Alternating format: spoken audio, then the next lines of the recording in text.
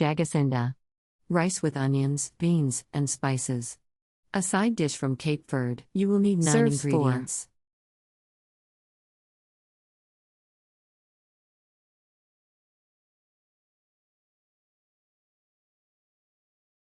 Step 1. Cut up onions in a 2-quart pan and simmer until golden brown in oil.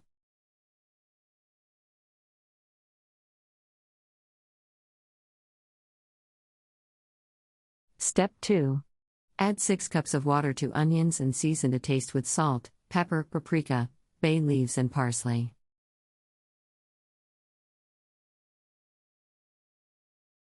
Step 3. Bring to a boil and add 3 cups of rice.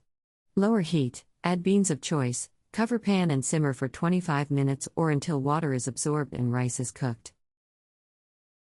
Step 4. Turn off stove and let stand.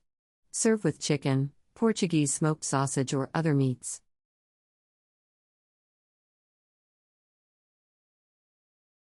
Country Reports, Culture, Countries, Travel.